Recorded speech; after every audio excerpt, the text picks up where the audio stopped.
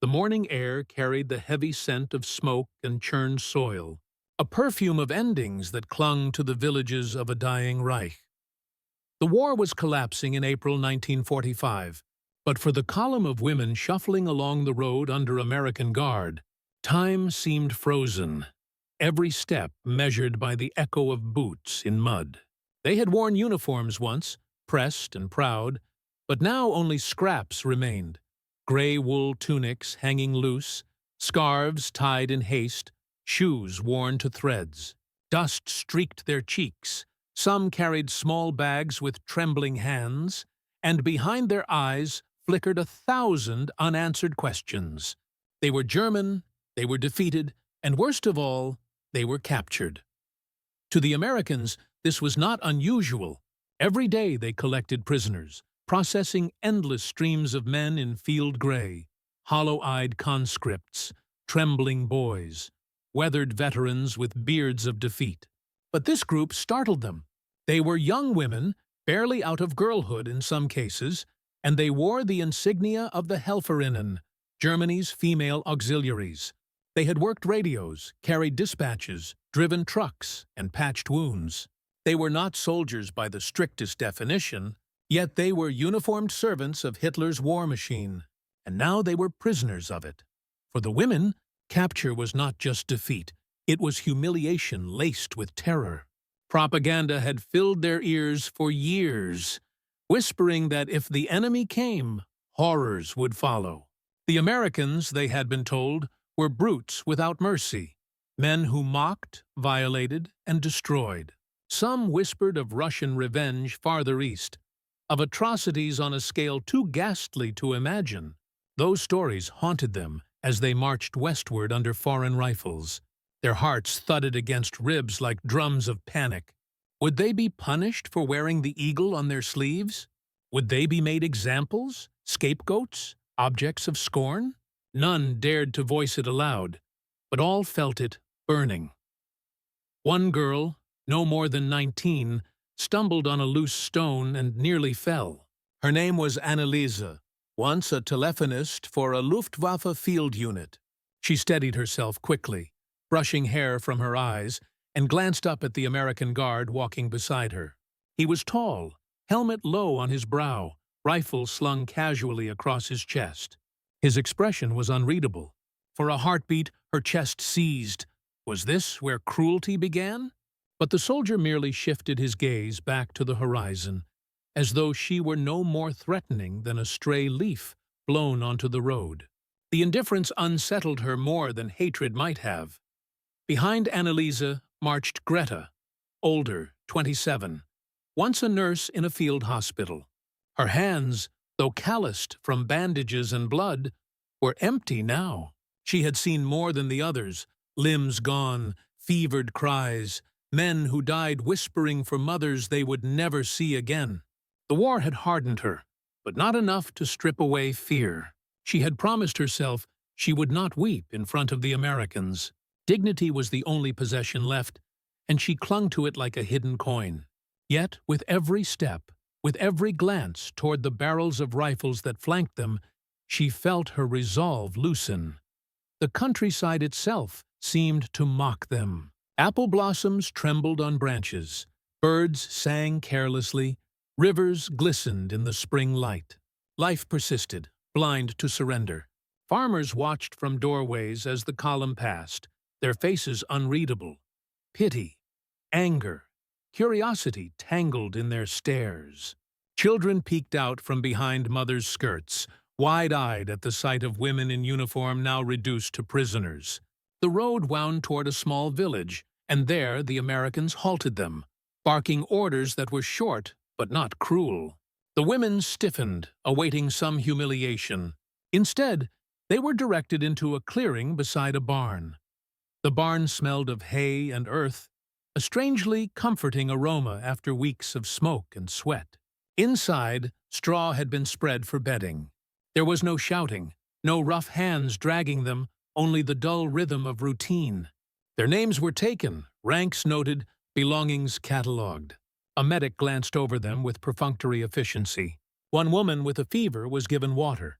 Another with a swollen ankle was told to rest. The strangeness of it pressed down harder than cruelty might have.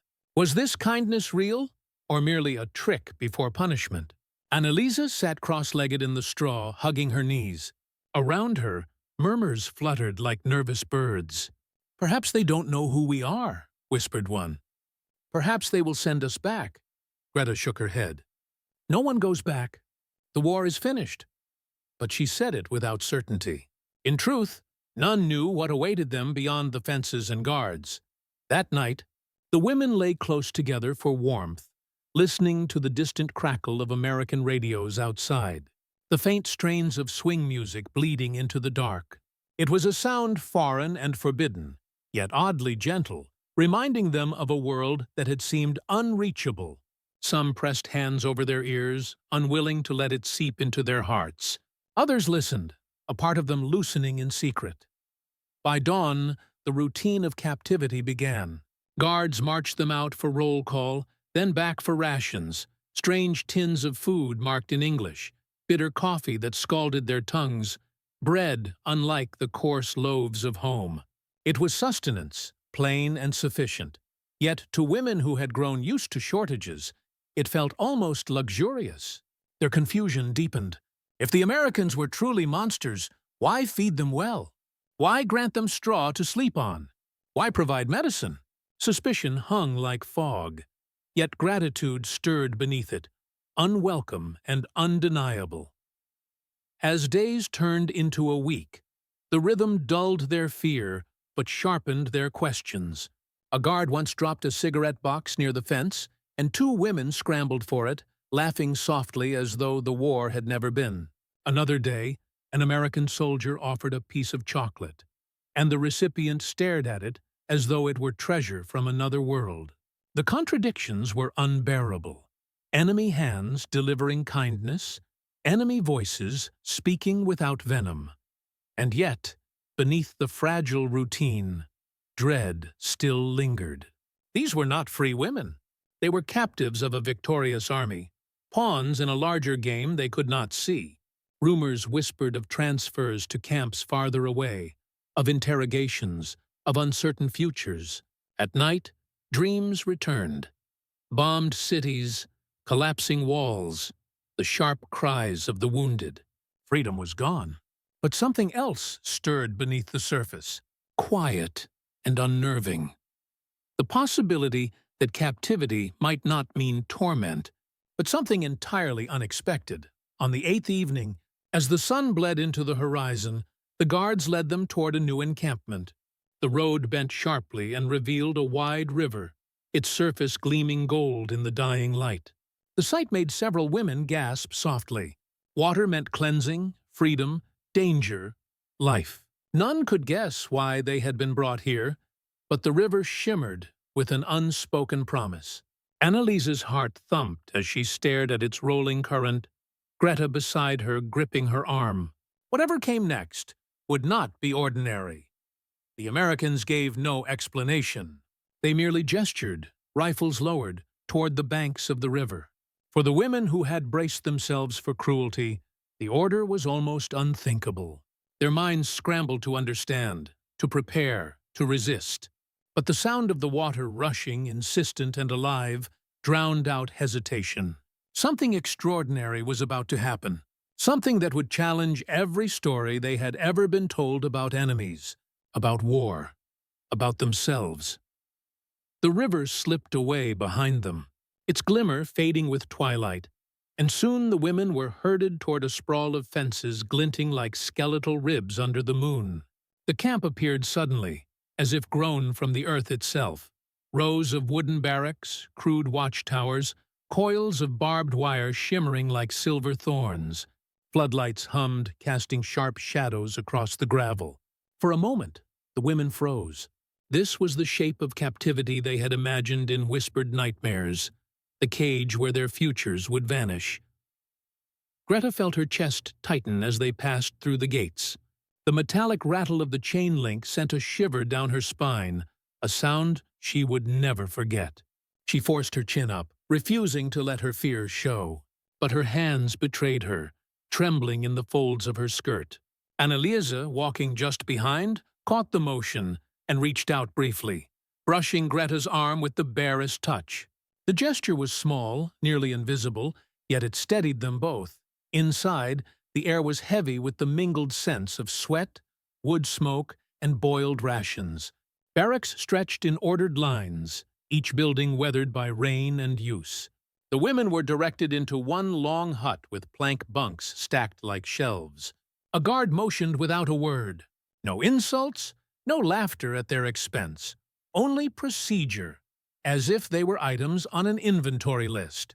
That, somehow, unnerved them more. They sat on the rough bunks, shoulders pressed close, watching the guards outside the small windows. In the distance came the muffled clang of pots, the faint notes of American voices speaking with casual ease, and, more startling still, the playful crackle of a radio. Music drifted through the barbed wire, a tune of trumpets and drums alive with joy. Anneliese tilted her head, uncertain if she should allow the sound to touch her. It was music forbidden under the Reich, yet here it was, echoing as if mocking everything they had endured. For a fleeting instant, she felt her lips twitch toward a smile, but she forced it back, ashamed. At dawn, camp life revealed itself in rhythms both strange and familiar. A whistle cut through the fog. Guards called them out for roll, and the women lined up in the yard, their breath clouding the morning air. The Americans counted with brisk efficiency, noting names against lists, then dismissed them. Breakfast followed. Steel trays clattered with portions of bread, porridge, and dark coffee. The food was plain, but filling, more generous than the meager scraps they had known in the war's last months. The taste alone was disorienting. Greta chewed slowly, suspicious of the bread's softness. She remembered patients in her field hospital wasting away on crusts thinner than this, men who had begged for water as their final request. The injustice of it stung her. Her own comrades starved while the enemy prisoners of the Allies were given comfort. And yet, as warmth spread from her stomach, gratitude crept in despite herself. Unwelcome and undeniable. Days bled into one another, yet each moment carried peculiar weight. There were chores, sweeping barracks, scrubbing laundry, tending small gardens inside the wire. The Americans watched but rarely interfered, their rifles slung carelessly, their postures relaxed. Anneliese found herself studying them with furtive curiosity. She had expected monsters, but these men chewed gum, joked with one another, and leaned against posts like boys weary of long hours. She wondered if they, too, had sisters at home, if they wrote letters beginning with "Dear Mother" in cramped handwriting. The thought unsettled her more than hatred ever had. Fear, however, never vanished entirely. At night, shadows lengthened and imagination stirred. Every rumor was amplified by darkness. Deportations, punishments, camps in the far west where no one returned. Some swore the kindness was a facade, that the true cruelty would come later. Greta tried to quiet such whispers, but her own heart betrayed her. Could an enemy's mercy be trusted? Or was it merely a weapon sharper than steel? Then there were the moments that slipped past caution. A guard once dropped a pack of cigarettes near the fence, and two women retrieved it with laughter that startled even themselves. Another day, an American passed a square of chocolate through the wire. Anneliese held it like relic gold, letting it melt slowly on her tongue until tears pricked her eyes. She had not tasted sweetness in years. It was dangerous, this creeping recognition of humanity on the other side of the barbed wire. Dangerous and yet irresistible. The camp had its hierarchy, unspoken but keenly felt. Older women tried to maintain dignity, insisting on neatness in bunks, on prayers whispered at night. Younger ones adapted quickly, trading words with guards in broken English, finding scraps of humor in their plight. Greta remained wary, carrying herself with the sternness of habit, but inside she felt fissures spreading. She hated the relief that came with every generous meal, every gesture of civility. She hated how it chipped away at her certainty. Annalisa was the opposite. She embraced small mercies like fragile treasures, collecting them in memory as proof that not all the world was ruined. At night, she whispered her impressions to Greta, who listened in silence. Sometimes Greta scolded her for naivety, but secretly she envied Annalisa's resilience, the ability to find light where none should exist. One afternoon, rain fell hard across the camp, drumming on tin roofs, turning the yard into a shallow sea of mud. The women huddled indoors, damp coats steaming. A guard passed the barrack window, water streaming off his helmet, and paused just long enough to tip it in a mock salute. A ripple of laughter broke out before anyone could suppress it. In that instant, the wire felt thinner, the war more distant. For a breath, they were simply people caught in a storm together. Still, captivity pressed heavy. Freedom was a memory too fragile to touch. The barbed wire glittered each morning with dew, a cruel reminder that beauty and prison could coexist.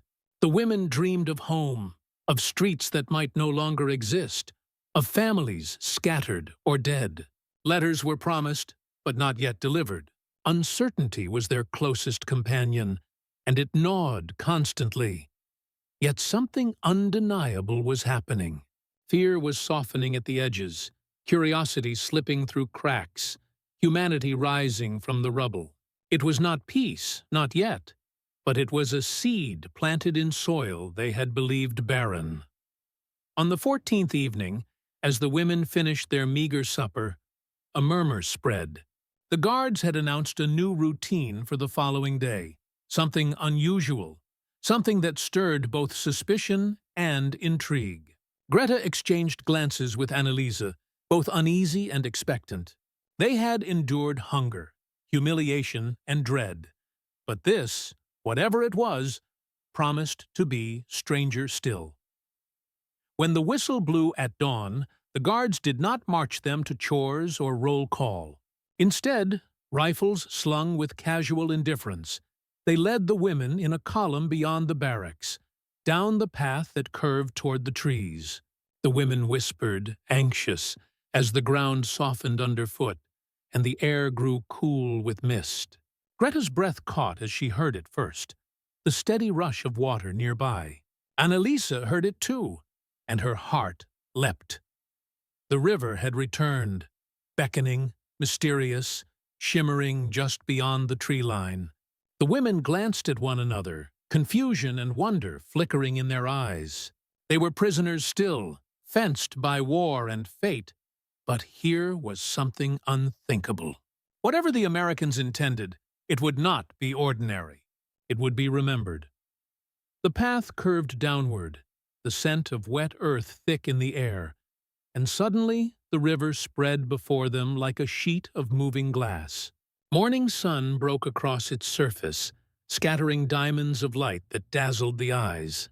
For a moment, the women stood motionless, stunned by the sight of open water. The current rolled steady and calm, carrying leaves and stray blossoms downstream, a reminder of spring that seemed almost cruel in its beauty. Prisoners were not supposed to be brought to rivers. Prisoners were supposed to be caged, hidden from the world. Yet here they were, standing at its edge, the barbed wire far behind.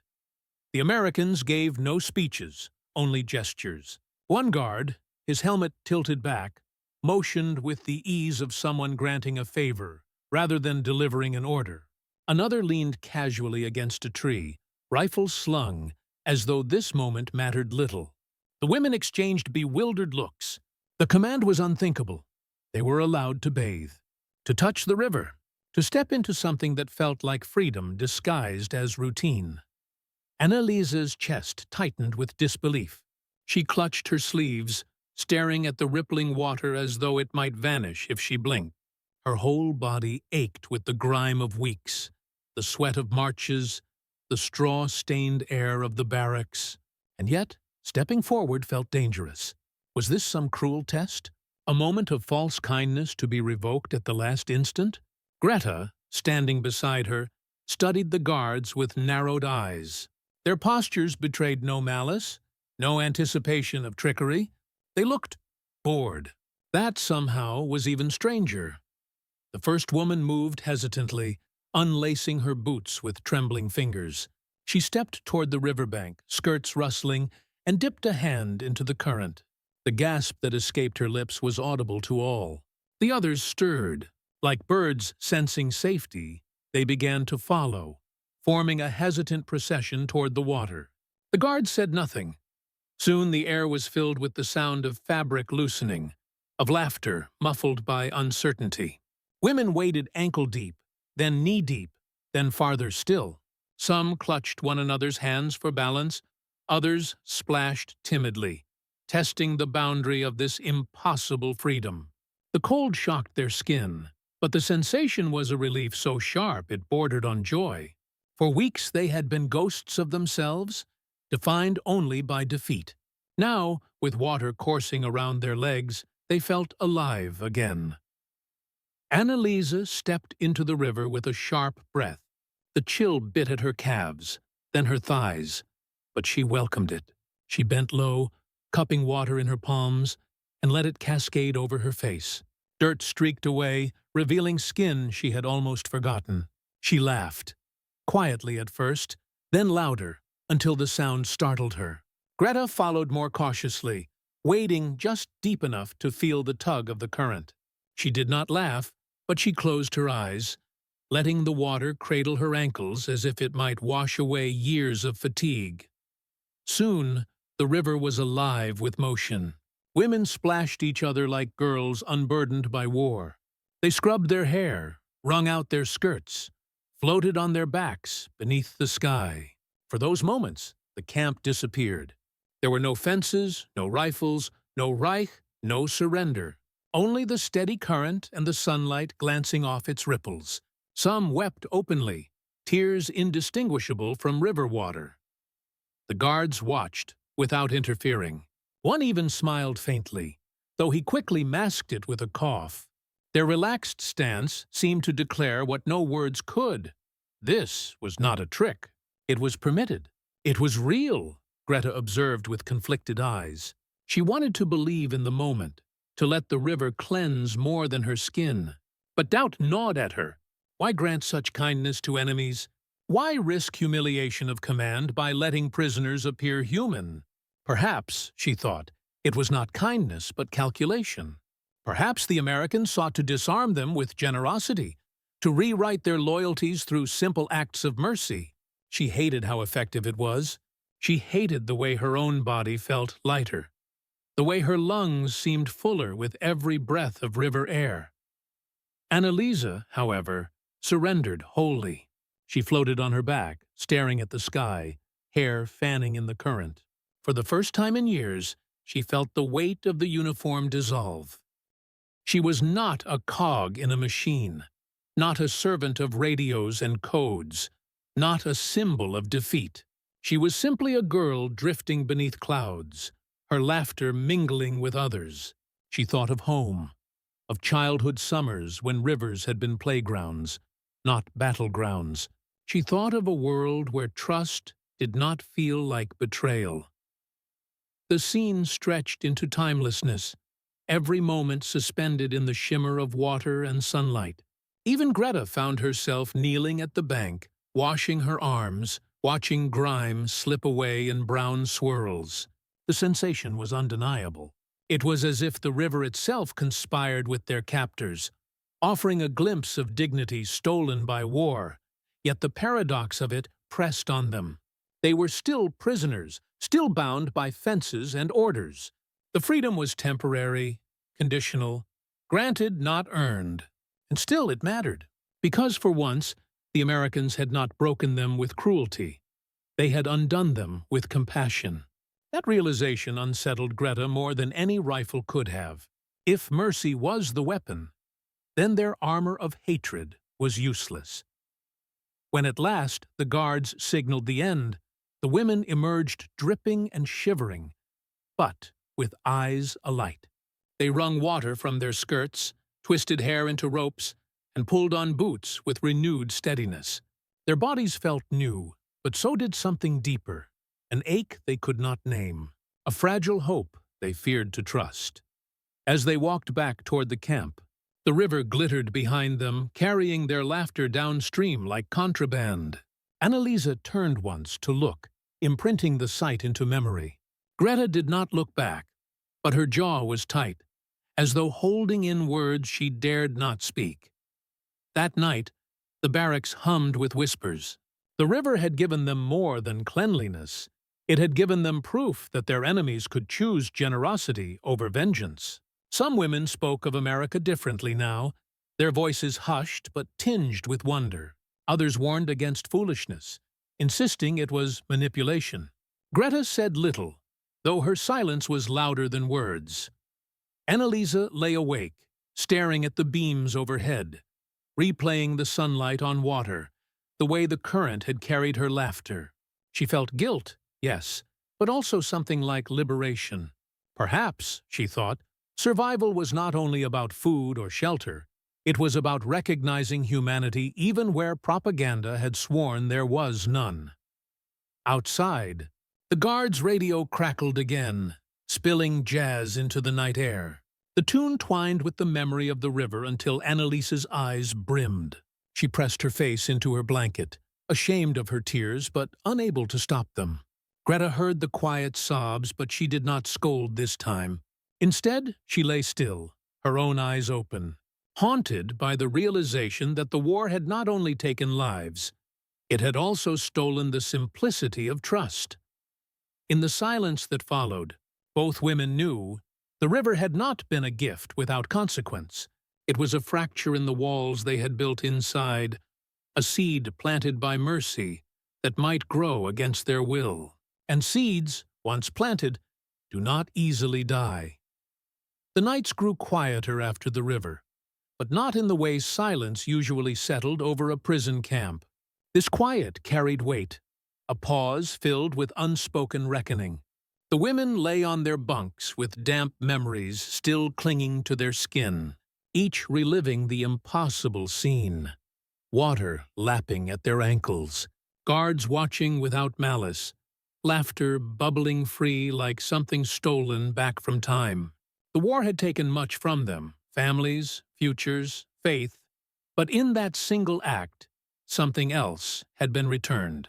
They did not yet know whether to call it trust or simply confusion. Greta felt it most keenly. She had spent years steeling herself against disappointment, against loss. To her, kindness was a dangerous trick, a hollow shell that cracked as soon as one leaned too hard upon it. Yet, she could not ignore the way her heart had eased in the river, or the way her eyes sought the guards' faces now with less dread. She despised herself for it. How easily she had surrendered to a gesture. And yet, when she looked at Annalisa, smiling faintly in sleep, she understood that survival sometimes demanded a surrender of suspicion, if only to keep the soul from rotting. The Americans had achieved with one act what no battle had managed. They had loosened the grip of hatred. The barbed wire still glittered each morning, but it no longer seemed impenetrable. It seemed instead like a contradiction, a cage maintained by men who had nonetheless offered mercy. This paradox burned in the women's thoughts. They began to watch the guards with new eyes, noting the small details, the way one hummed a tune as he paced, the way another adjusted his helmet with a boyish gesture, the way a third spoke gently when a prisoner stumbled. They were not monsters. They were simply men, and it was here that the hidden conflict took root. What did it mean to acknowledge humanity in the enemy? To accept kindness was, in some sense, to betray the image of loyalty they had been taught to embody. But to deny it was to strangle the very hope that made endurance possible. Greta wrestled with this in silence, torn between duty to memory and the undeniable evidence of her own senses. Annalisa, by contrast, embraced it with the abandon of youth. She laughed more openly now, hummed along to the foreign music at night, and even attempted a halting word of English when guards passed. She did not see it as betrayal, but as survival, perhaps even as freedom's rehearsal. The Americans, whether by design or instinct, pressed this strategy further. They followed the Geneva Convention with near scrupulousness, providing food, medical care, and small allowances of dignity. It was a weapon of a different kind, one that struck deeper than rifles. By treating prisoners not as broken enemies but as human beings, they sowed doubt where certainty had once reigned. The Reich had promised the Allies were demons. Yet here, in the heart of defeat, those same Allies handed out cigarettes and chocolate, let women swim in rivers, and allowed music to drift over barracks. The contrast was staggering, and it unsettled the foundations of belief. The lesson became unavoidable. War was not merely about territory or weapons, it was about the mind, about perception, about the story one carried home. Greta saw it clearly. When these women returned, if they returned, they would not only tell tales of captivity, they would tell of unexpected mercy, of dignity preserved where they had braced for its destruction. And those stories would ripple outward, undermining the very narrative the Reich had fought to instill. Humanity, it seemed, was the sharpest weapon of all. Yet, with this realization came fear. What if the kindness faded? What if the river had been a single indulgence, a fleeting mercy before harsher days? Greta found herself dreading that possibility more than punishment itself. It was one thing to prepare for cruelty. It was another to taste compassion and have it ripped away. The uncertainty gnawed at her, making each day a fragile gamble. One evening, as twilight bled across the horizon, Greta and Anneliese sat together by the barrack window. Beyond the fence, a guard leaned against his post, scribbling in a notebook. His rifle rested at his side, forgotten for the moment. Anneliese tilted her head, curiosity glowing in her eyes. "Do you think he writes to his mother?" she whispered. Greta said nothing at first, her gaze fixed on the coils of barbed wire catching the last of the sun. Finally she answered, her voice low, almost resigned. "Yes, and she probably worries for him. Just as ours worried for us." The admission struck her like a confession, and she pressed her lips tight as though sealing it away. The moment passed, but it lingered like smoke in the air. They could not unknow what they now knew, that the enemy bled the same, worried the same, loved the same. War had demanded dehumanization, but captivity had revealed its opposite. And once seen, it could not be unseen. As days folded into weeks, the camp remained steady, the routines unbroken. But within the women, change brewed. Some clung fiercely to bitterness, unwilling to release the armor of hate. Others, like Anneliese, allowed themselves to soften, to believe that perhaps survival was not just about enduring, but about rediscovering fragments of humanity, even in chains. Greta walked the line between, her heart pulled in both directions, her every glance at the guards, a battlefield of conflicting truths. The climax arrived not with violence, but with quiet revelation. One morning, after roll call, the women were told they would soon be transferred farther west, to larger camps where their fates would be decided. The announcement struck like thunder. The river, the small mercies, the fragile rhythm, they might all vanish. Anneliese's face fell, her hands knotting together. Greta felt her chest seize, though she showed no outward sign. But in the silence that followed, the hidden lesson blazed clear. The Americans had already achieved their victory. Whether in this camp or another, whether the river was seen again or not, the memory of kindness had lodged itself inside the prisoners. It was a truth they could carry, no one could confiscate. As they filed back toward their barracks, Greta turned once toward the river's distant glimmer, a line of silver barely visible through the trees. She did not smile, but she did not look away quickly either. For the first time, she allowed herself to admit that survival might mean more than just enduring hunger or fear. It might mean carrying forward the proof that even in war, humanity could surface in the unlikeliest of places. And that realization, fragile yet unbreakable, was a weapon of memory that no captor could ever chain.